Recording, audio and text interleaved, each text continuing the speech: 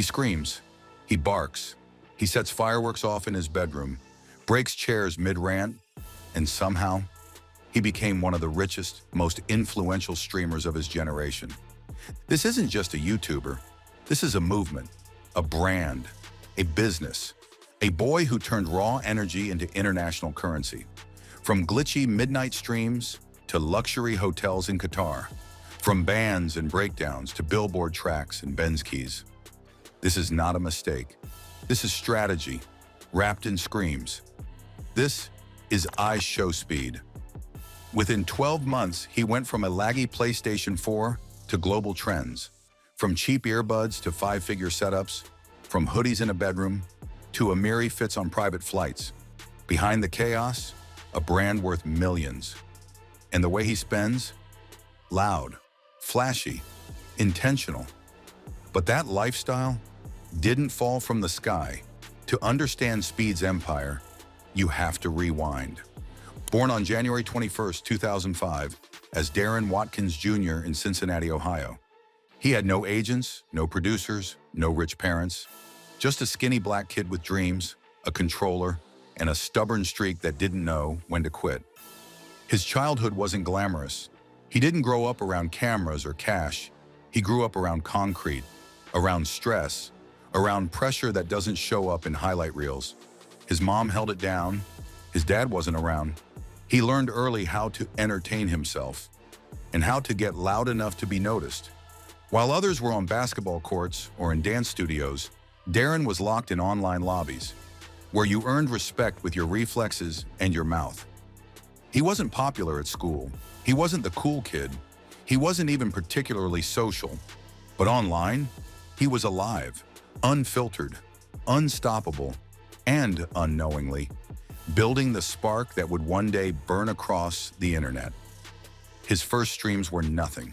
No face cam, no audience. Just Speed, talking to nobody, barking into the void. But slowly, something started to shift. He got louder, funnier, more intense. The outburst wasn't fake, it was performance art. And the kids, they couldn't look away. 2020, lockdowns hit. The world is stuck indoors, bored and depressed, addicted to TikTok. And into that silence came Speed. One clip, a scream, another, a rage fit over a horror game. Then came the barks, the sideline dances, the meltdowns over messy verses. Ronaldo. He wasn't just streaming, he was performing, like a rock star with a Wi-Fi connection. Each stream was unfiltered mayhem, but it had rhythm. He didn't ask for attention. He ripped it from the algorithm. Because in a world begging for content, Speed was pure stimulus. No edits, no filter, just fire. But chaos comes with consequences. And Speed crossed lines. Twitch banned him. Clips circulated of him saying things that don't land well in the age of screenshots. He was 16, unfiltered, uncoached, and suddenly canceled. Most creators disappear at that point. Speed doubled down. He pivoted to YouTube, rebranded and rebuilt, stripped off the filters, went full speed. And the crazy part? It worked. The views climbed higher, the fans got louder, the merch sold faster, and he was watched by millions, daily, religiously. Every stream felt like an event. By 2022, Speed wasn't just a streamer anymore. He was a global phenomenon. And the stage, the FIFA World Cup. While most influencers posted commentary, Speed moved. He flew to Qatar, not for clout, for culture. Every vlog, loud, unfiltered, packed with millions of views, from luxury hotel rooms with skyline views to exclusive merch runs in Doha's high-end malls, from screaming in alleyways to actually meeting Ronaldo's family. Let that sink in. A teenager from Cincinnati who used to rage at FIFA menus, now rubbing shoulders with soccer royalty. This wasn't about soccer anymore. It was about footage, about owning the internet, not the pitch. It was about reach. He turned a soccer tournament into a personal PR campaign. For every match, there were 5 viral clips. He hijacked the World Cup's momentum and made it about him. While other creators watched from home, Speed was center field, in branded kits, on exclusive tours, flying business class, living in five-star suites, not as a guest, as a commodity. His Instagram, pure digital whiplash. 1 second it's a blurry front cam mid-scream. The next he's dripped out in Louis Vuitton with a skyline behind him.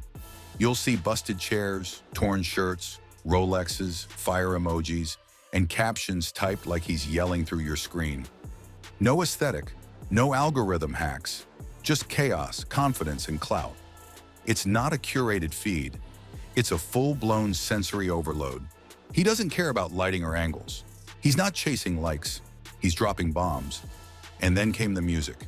Not just parody tracks, but bangers, built for the algorithm. World Cup, Shake, Dogs, each one a chaotic anthem. Each video, a blend of memes, madness, and money shots. He wasn't trying to top the Billboard charts.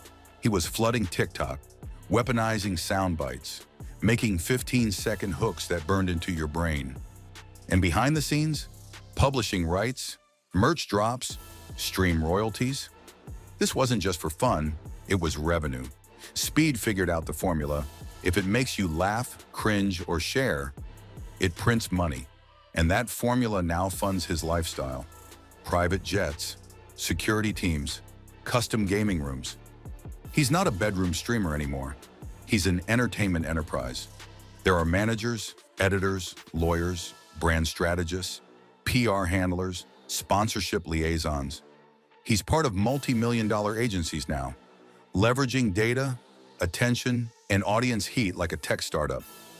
Each stream gets chopped, clipped, translated, memed, and monetized.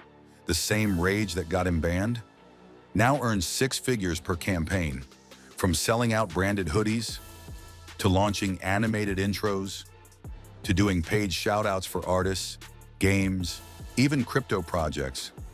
Speed turned his life into inventory, but behind the screaming, there's something else. A boy who never learned to whisper, only to survive by being loud.